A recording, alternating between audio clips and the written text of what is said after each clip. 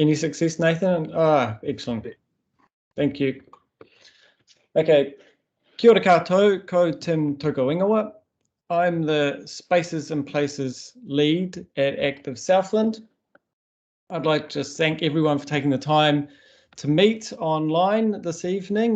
We know that life is busy and some of you are here in a volunteer capacity.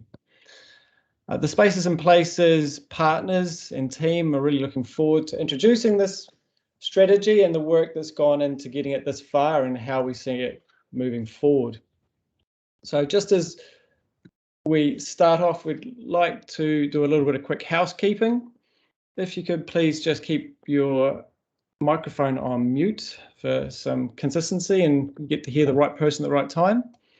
We're also going to have the chat function running, so any questions or comments that you'd like to present to us, can you please put them into the chat and we'll try and address them throughout the session or at the end. And as you're aware, this session is being recorded so that those that weren't able to be here, we can supply that to them as we move on. So the Southland Spaces and Places strategy was developed and finished in March 2021. It incorporates a host of partners in a joint collaborative venture. As you can see there, we have funders, we have territorial authorities, we have input from Sport New Zealand, and we're currently seeking representation from iwi, local iwi. Each of those organisations has representatives on the advisory group, and the advisory group meet monthly at the moment. From Invercargill City Council, we have Steve Gibbling, the Group Manager for Leisure and Recreation, Caroline Rain from the Parks and Recreation, Manager from Parks and Recreation. From Southland District Council, we have Nick Hamlin, who's in charge of delivery, and we have Mark Day, who's the Community Facilities Manager, and from Gore District Council, Keith McRoby. From ILT and ILT Foundation, Angie Shand and Lisa Marie Fleck. And from from the Community Trust South, we have Jackie Flutie. Sport NZ, we have input from the Spaces and Places team through Glenn McGovern, and myself at Active Southland, and Brendan McDermott chairs those meetings. Brendan's also put in an apology that he can't be here this evening. So why was the strategy created? Essentially, the strategy has a vision to drive it, and it's about improving the livability of Southland for Southlanders by meeting the aspirations and needs of the community. Ultimately, we know that physical activity and being connected with one another is good for us. We also know it's important to have excellent spaces to do this, and that builds social cohesion and leads to better physical and mental well-being. We've got to this point because we also know that the region has a network of ageing facilities. Most of those facilities are single use. Costs for clubs and sporting organisations are rising incredibly fast recently. There is a probable oversupply of facilities for the population we have. Our population is changing in its makeup, that it's aging, and that if we're really honest and looking at what's going on, recreational and sporting trends are changing.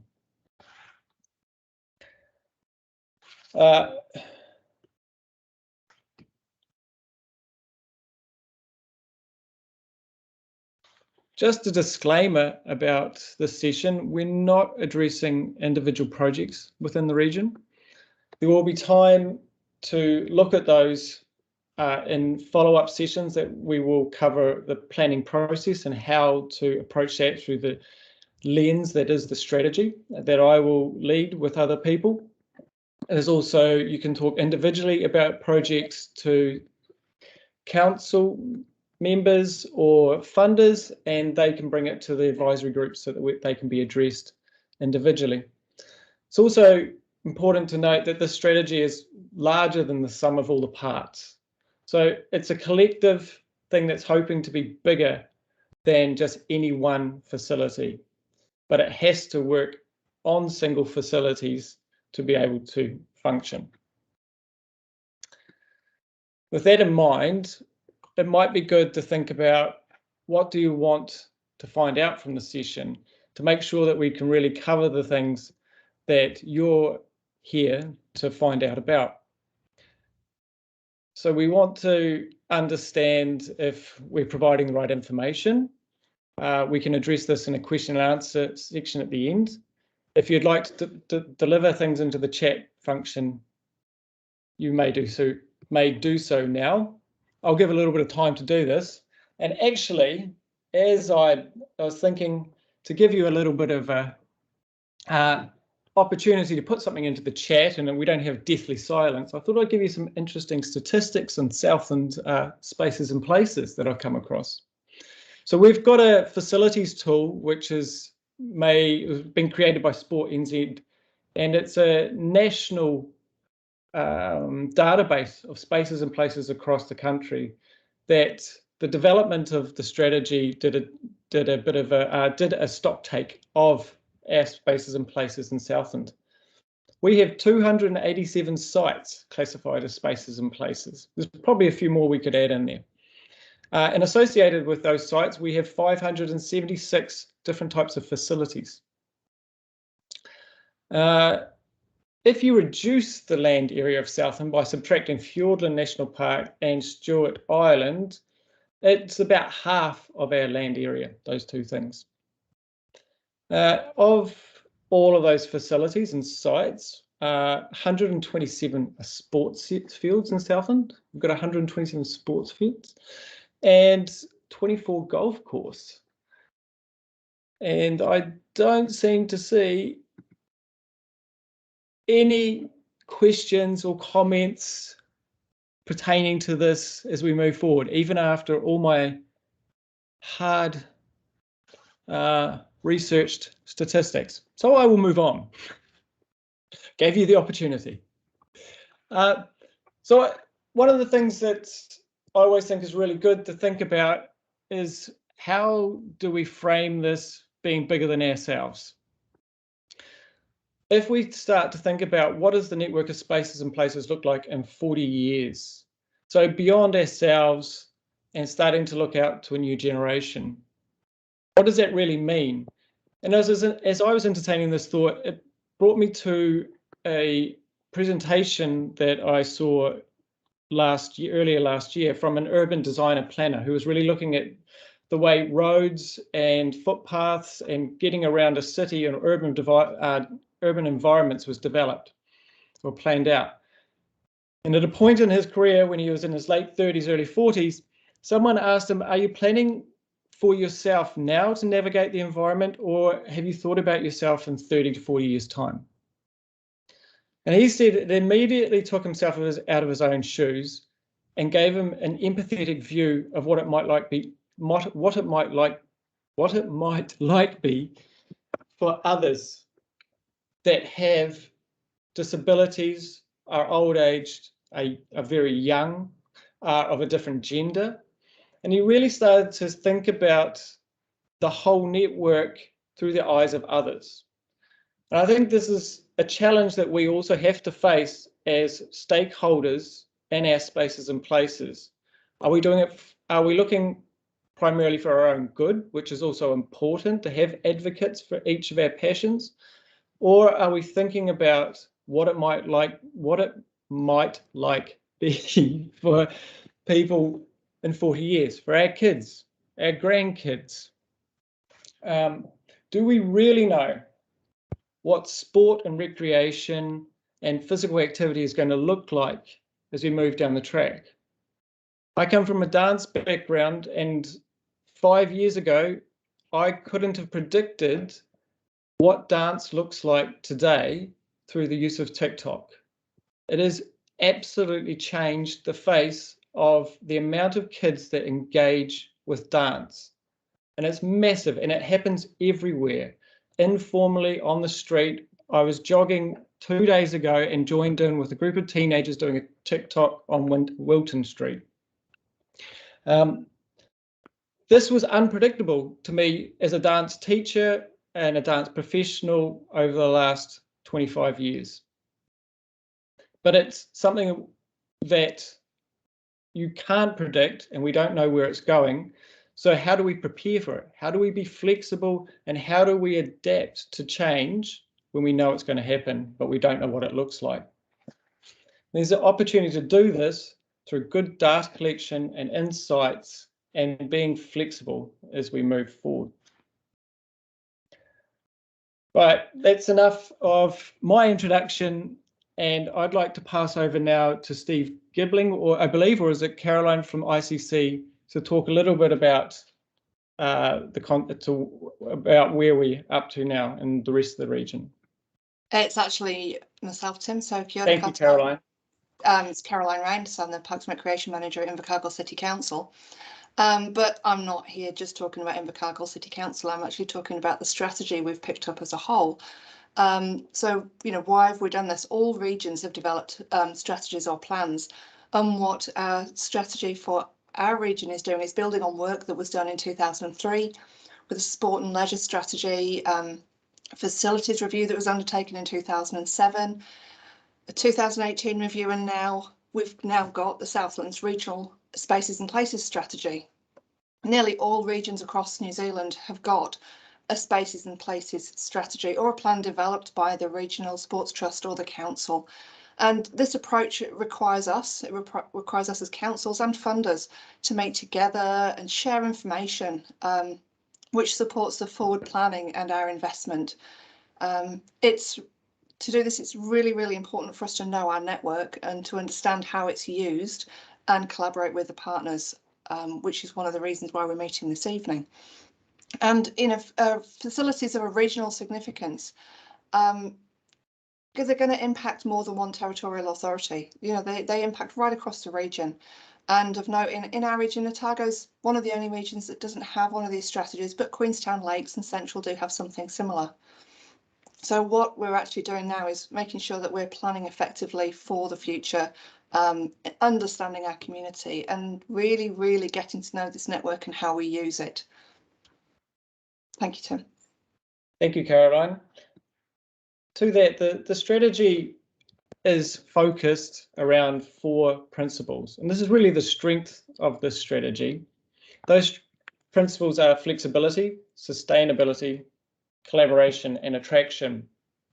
Flexibility is about how we deliver spaces and places that maximize their flexibility to meet community need. Like I was speaking to earlier, if we don't know what's coming, how can we remain prepared to face that?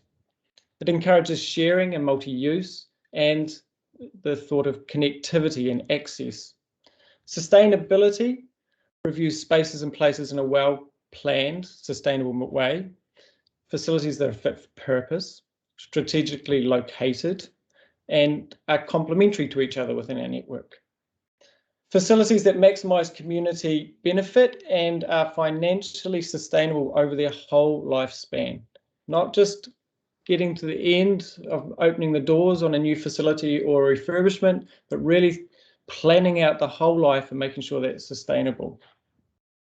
Collaboration speaks to the determination we have to work together in the planning and investment of our spaces and places, developing partnerships and strategic approaches to investing in our regional spaces and places. Sustainable management that protects social, environmental, and cultural values. The attraction is thinking about the event space. How do we market and attract events to Southland in spaces that are ready to deal with them?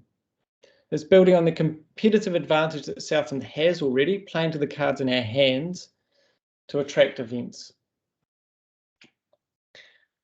To move on, the ILT would like to talk about the current context and what it means for them. Kia ora, thanks, Tim. Lisa and I both want to know if we can get that link to your TikTok. That would be really handy. If you put that into the chat, everyone can share. That would be really nice. But seriously, folks, we are here for a good reason. Hey, look, if you were building a $50-odd million hotel now, you would know that costs are absolutely ridiculous. And we were lucky that we avoided that to a certain extent by starting pre-COVID. But it is starting to bite, and it's starting to bite for all of us. So we understand that you've got a balancing act. You've got op costs, overheads, wages, increases in court hire, venue hire, challenges with R&M, and this one speaks to me a lot too. Earthquake strengthening, got a few buildings that might need that. Building code changes, it's everything, and it's across everything that you guys are doing and touching in all the facilities that you use. So this also is an opportunity. We're talking about a strat and a plan and all these kinds of things. It's actually an opportunity to take a different approach. So let's park up maybe how things have been done in the past, bring forward what we need to take out of those past kind of plans and what we've done previously, but actually look at things in a new way, because many of the changes that are surrounding us are just simply beyond our control. So some of those things that are changing, legislation, COVID, obviously, people's choices and funding streams and funding available has all been pretty much impacted by everything that's going on in the world. Look, a recent tally of ongoing and planned projects, look at that number down the bottom there. We believe that are in the planning stage, and this is just what we think we know, what we've heard about, is in the region of over $60 million. And honestly, who knows what else is out there that people are planning and scheming about. So we think that there's an opportunity here to explore more than just renovate. It could actually be looking at rebuild, repurpose, all of those things. So we just think there's a really innovative way forward here. And Lisa's going to tell you more about that. And just to touch on back what Tim had also said, that it's important that we recognise that we've got our role as ILT and ILT Foundation, but we also have the ability to look through the eyes of others. We understand that there's a balancing act out there going on with keeping your facilities fit for purpose, balancing your operational costs, a limited pool of resources. Volunteers are getting harder to find. Rules on what you can and can't do at your facility and who's allowed to do it. And now the biggest learning we've all had recently is things out of our control can happen. Who ever thought a pandemic would happen? Our funding streams, our usual way of doing things has to change. We have to be ready for more change. But this is all about opportunity. We need to be ready for opportunity. We need to be innovative. Southlanders have led the way in so many things before with innovation. We can do it again. It's time to communicate, collaborate, and have some conversations. Thank you. To talk to how do we know where we should invest, Keith from Gore District Council is going to take us through it. Kia ora. Yeah, I guess it's been stressed a wee bit at the start, but the advisory group that we're all part, well, we're part of, is very much a advisory group. We can't make decisions, so our role is really to carry out due diligence and I guess take each project through a process so that we try to be considered and objective in our approach, and we're trying also to look at everything from a Southland wide perspective rather than just sort of single territorial authority. So in our I guess our process, we're asking the why questions. Why has a project been put forward? Is there evidence base behind it? Has there been some sound research? Also, the who will benefit from the project. We want quantifiable numbers. Who's going to support the project? Same thing with the how. How will the project be delivered? Is it going to be cost effective? Is it going to be sustainable? And are people going to be in partnership with others with the delivery? The same as what benefit will the project bring to the region? Will there be an economic return? Will there be an increased participation in the sport or the activity? And we're also looking at things like the equity type issues that obviously wanting to see more female in sport and activity. I guess the thing underpinning the whole thing too is that obviously we're trying to get the relationship with the tangata whenua And so, I think the Treaty of Waitangi principles kind of underpin everything we will be doing. And just a footnote, whatever projects we push forward, they need to be sustainable and successful over time. So there's no point in putting things in that are only going to be short term, really. So yeah, we're wanting to take a long term view with everything. Yeah, thanks, Keith. I'm just going to speak quickly to those strategic priorities that led those guiding questions there, or how to invest. The strategy has a list of priorities that it identified when it was created.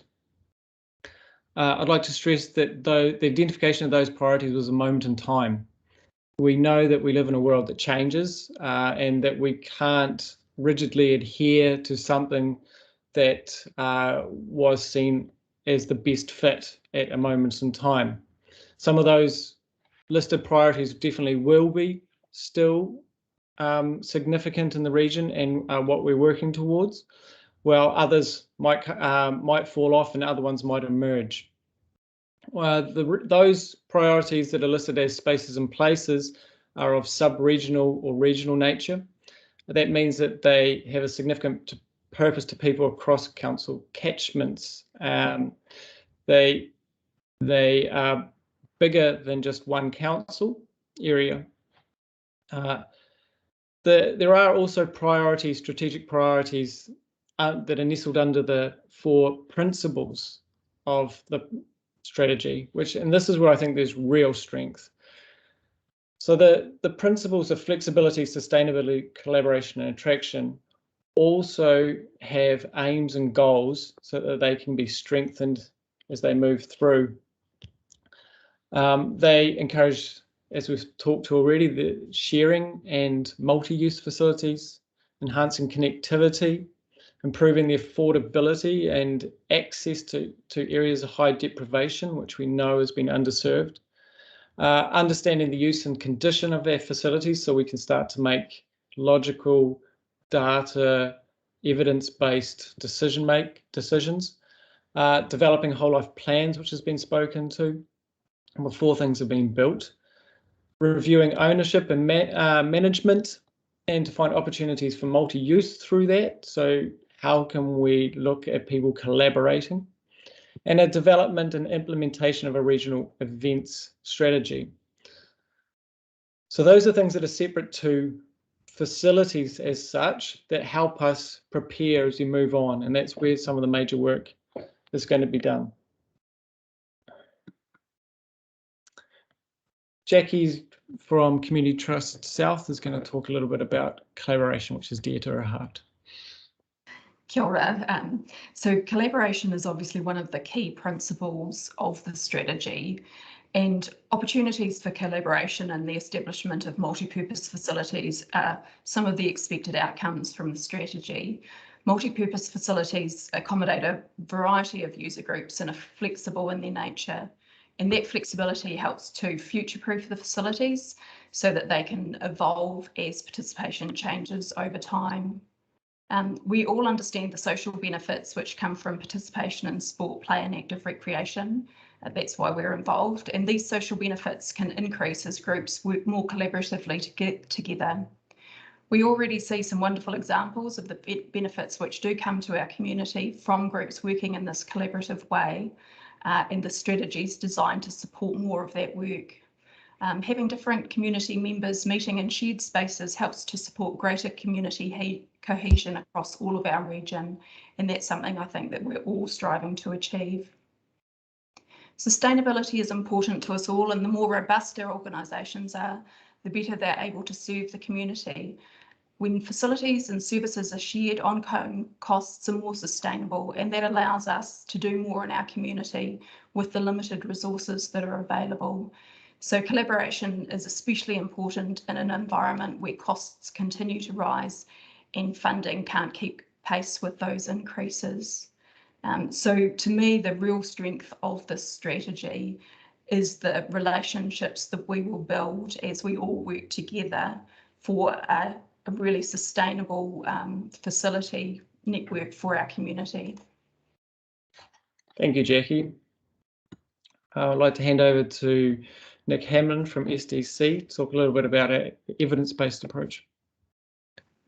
Kia ora, everyone. Yeah, look, a key element of this is any investment needs to be based on an evidence-based approach, both being quantitative and qualitative data, so that the organisations can have an overall picture of what this investment means for the future. Quantitative data being who's using the facility now and into the future, how often are they using them, where are they coming from to access those facilities. We've seen evidence around the region with very close neighbours of facilities, and others that are very sparse and far away, requiring a lot of travel. So, and then the qualitative data, why do they use them, or why don't they use them? Why aren't certain facilities being used, the non-participants? How can we encourage more use? Or it gives us a better idea of how to create the context of specific understandings for those projects. And we also need to consider what's worked well elsewhere, what's the data telling us elsewhere around the country? How are things being used? What modern technologies are being built into them? And that evidence is really important to be able to base any fundamental decision on. But you also need to ensure that that data is flexible as well in regards to what that looks like for the future. Thanks, Nick. I've already alluded to this or spoken to it previously, but just to be very clear, this is a strategy that evolves. It's not a static document, and we see the strength in it being those principles that allow us to develop with it over time. We're aware that the landscape and the area of focus changes constantly, and we have to stay on top of that, and we're looking to develop frameworks that will move with us so that projects can also come in and out of the priority list as see fit. We're also looking to learn, obviously, as we all go on this journey, and that's in preparation for revision of this document in 2024. So that we're going to have these landmarks in time, milestones with the strategy and its revision in timely order and 3-year cycles that'll just help us work towards goals and continue on a process that's hopefully going to achieve the best results for the region. We'd like to state also that we're committed to this. There's resource being allocated to it. There is a commitment from the members that meet, and we're really looking for best solutions for the community. Hopefully that comes through strongly, that it's about meeting the needs and the aspirations of the community as a whole. And we realise that the sporting organisations that are attending this evening and are not here make up an integral part of that, but they're also a part of the bigger picture. This is going to place us in a good stead, hopefully, in a great position now and into the future. So we're not planning for today, we're planning for tomorrow and beyond. So, is anyone planning a project? The first thing to do would be to get in touch. So with myself or any of the members on the advisory group or those organisations, we're in good communication. As I said earlier, we will be providing workshops on how to work through the planning process and what are the steps that the strategy has identified should be moved through and how to support you in that. These are going to be evidence-based, as Nick was talking about. So already, the more data that you have about your activity, about your facility or your spaces, how they're used, by whom they're used, will only support you in your planning. As we go on this journey as well, we're learning about the power of data and how that can be transferred back to you, those learnings, how you can use data about participants and non-participants to grow your sport, your activity, or how you can fill up your facility and get maximum use out of it.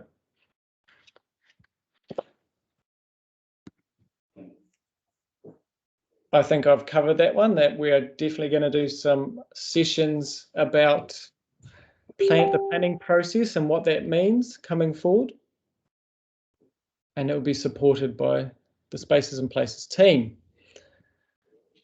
Which brings me to the team, which is myself and Sam. Sam Downing is the data ninja at Active Southland and the Spaces and Places team.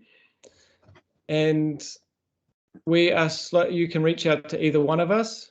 Those details are there, also through the website, Active Southland. We're dedicating some resource to building a website that will have immediate sources of examples and places to go to read, follow up about how to approach this process and examples around the country. Sport NZ has already collated a lot of good information through a process of trial and error and proven successes across the country. If there's anybody interested in creating recreational hubs with other organisations, there's an excellent guide and resources to take individuals through at the Sport NZ. So we're going to build the Active Southland website, Spaces and Places pages with resources to you. It's still in its infancy at the moment, but this will be built slowly and directed out to you as it grows. You might see there is also a brochure that was being developed, which really starts to entertain the thought of the first questions you should be asking yourself if you've got a project in mind. These are currently available at both at the funders, at Active Southland, and I'm not sure if I've got them to the council officers yet, but I will do in the very near future. So we're at that point. We've steamrolled through that. We haven't had any questions or comments at the beginning, but maybe after now listening to that, there might be some questions or comments that are in your mind that you would like to try and or have answered, or try and answer by either myself or one of the other partners we have here this evening. I'd ask if you just use the chat function to type anything out. I did think about lining up some music to sort of like an elevator style or holding or being on hold kind of style of music, but I was shot down with that suggestion with my wife. So you can just listen to me awkwardly keep talking, or try and or type an idea in. A question, sorry. Or we entertain an awkward silence.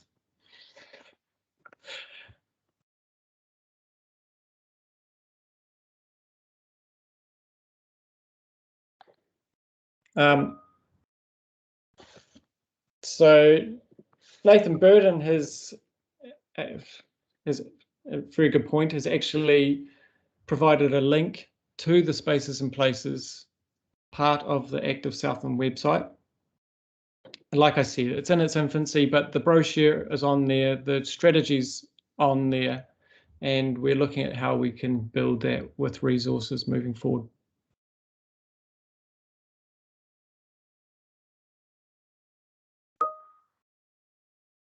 So Chris is asking, do we have any stats on the number of facilities that may need to close, or are we if we are oversupplied? So the strategy, when it did its stock take, and for 2021, there was an indication by the OTM group who created it that we are definitely well supplied, and that including schools, if we wanted to include schools within our network, there was a definite oversupply of facilities. There's been no real piece of work to dive deep into the condition of all those facilities, but the strategy does mention that, or would like to see some work done on the condition of those so we can understand that. That in itself is a massive piece of work that we've been looking into. The first piece of work we're going to do is having a look at the supply and demand of our sports fields and open spaces throughout the region to start to understand where we might be oversupplied or where we can consolidate or need to create new fields throughout the region.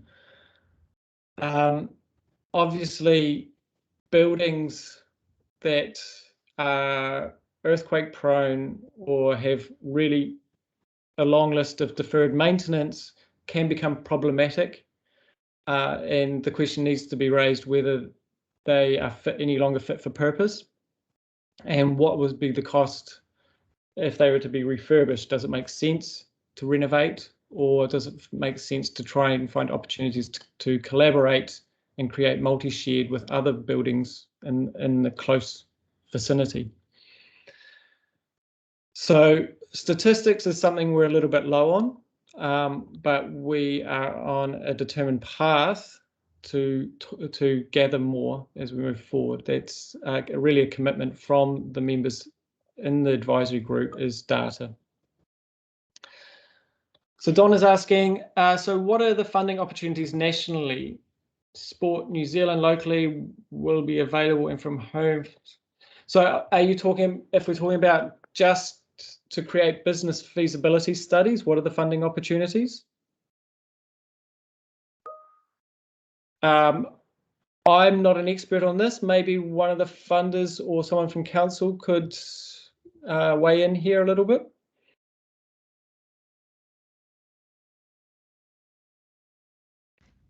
So I think lotteries do specific funding for feasibility, and they have a requirement for feasibility. And I know previously that ICC has done some funding for feasibility studies, but that was prior to the Wellbeing Community Fund set up. Part of Southland District Council's open spaces strategy has money put aside for community-led projects. So that will be able to be accessed for the likes of business cases, but predominantly for the Southland District rather than Invercargill City. Great. And I think it's useful to understand that that's the kind of question that you're looking for answers to as RSOs.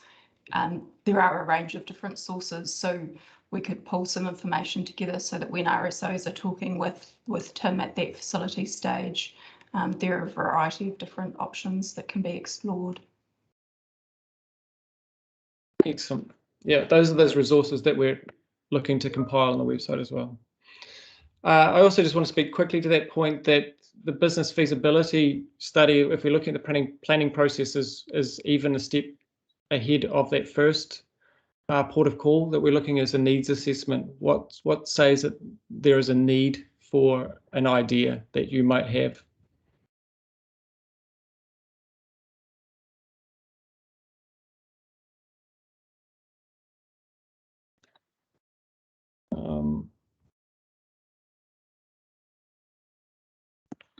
Any other ones, he awkwardly says. You've got everyone in the room right now.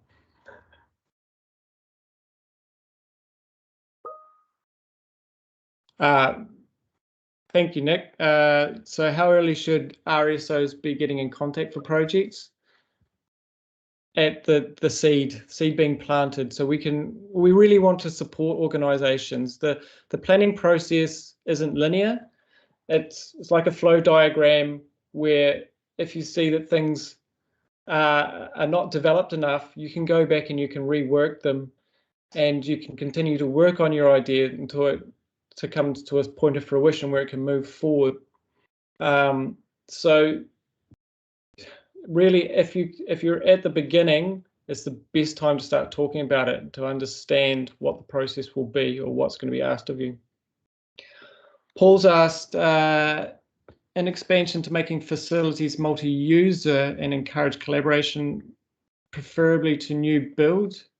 Does expansion make feasible? So are you saying, are we preferring either or, Paul, that we either move to buildings that already exist to be multi-use, or looking to build, or is it new builds? I'll answer both of those. So there's no set solution. We are looking at all range of options, and we want everybody to be looking at a range of options that'll best suit the community. There could well be really good marriages out there already between different organisations coming together to share facilities and to reduce costs and create a hub that is bigger than the sum of the individual organisations. And in new builds, definitely, it will be a prerequisite to look towards flexibility and multi-use, with understanding that some activities do require specific equipment or specific playing areas. But if you look at the lottery's funding, they're very specific in the fact that multi-use facilities are highly prioritised over single use. So Chris has asked, is there funding for multi-use facilities to be developed, also existing facilities to be expanded? So as a funder, and a big part of the reason why we're involved in this process is that we understand the real value that comes from multi-use facilities. And so that's a real strength when you're talking to a funder. So obviously it always depends on budget availability, etc.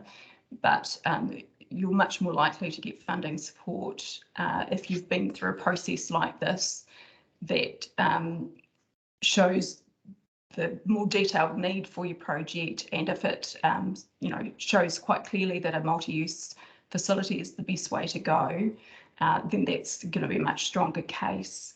And just to go back to one of those points around how early should you be talking to Tim and the team about projects, absolutely the earlier the better, particularly because the earlier we can get involved in all of those discussions jointly, the more likely we are to be able to identify where people can most effectively work together for multi-purpose facilities. It's also a cost-saving exercise.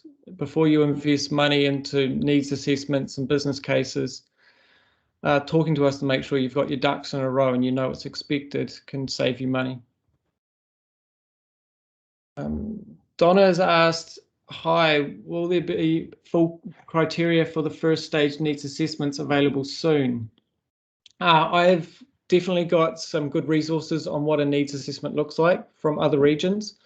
And I'll compile that and we can have that available absolutely very, very soon. Yep. The other thing I wanted to talk to about multi-use and why is that push towards it is I've talked to a couple of people like this about this idea, and it's about that return on an investment.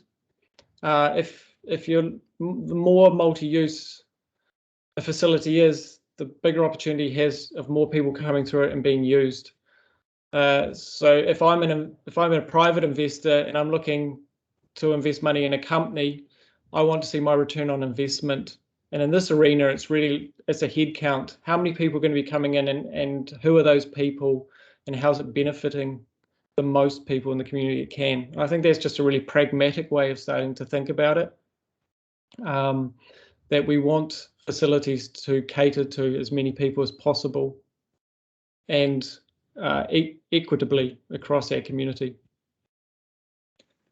Tim, what's really important from a council point of view, and obviously ICC would be very similar, is ensuring that if buildings or facilities are being built on council land, they are sustainable and that that facility can be used for something else in the future, and that council isn't left with redundant buildings, organisations that can't afford their rent anymore, those sorts of things. So all of that really, we've got a number of facilities in Southland already that fall into that camp, and you know, council and the ratepayer effectively end up carrying that. So, you know, that's why it's so important to consider the wider context of what's actually getting built on our open spaces as well. Thanks, Nick.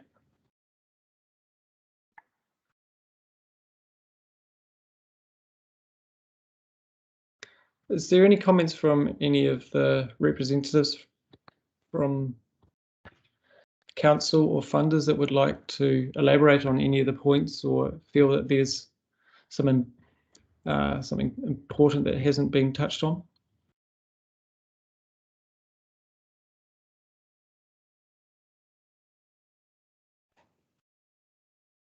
Probably really just to say that this is just the start of the conversation. It's unfortunate due to COVID that we can't be in a room together having a real conversation. And we hope as soon as we possibly can get together in a face-to-face way to be able to, you know, have the conversations, because to all of what we've been talking about earlier, it's about forming those relationships and working together.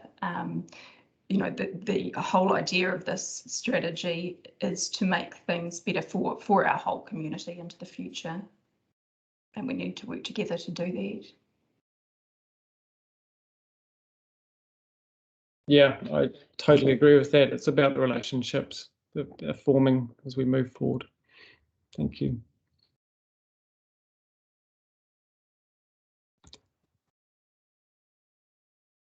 Unless there's anything else that would like to be said, we might be able to wrap up and have a late dinner. The lines of communication are completely open. Please feel free to drop myself or any of the representatives from the organisations that are involved a line, whoever you feel most comfortable going to with first, and we're here to try and help you and support you and trying to make Southland a better place for more people, and to make it an attractive place to come from to outsiders. So yeah, just please feel free at any point to drop me a line. My contact details on the email that I've sent through. I enjoy a call probably more than an email, but whatever, it's all good.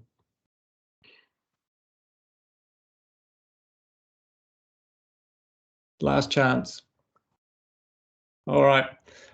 I'm going to wish you all a lovely evening. If there's anybody that you know would like to see this, please let them know that we'll make it available to them through the website, through our website, and that they can view this at a later time.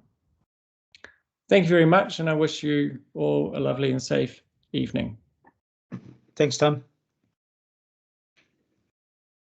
Ka kite.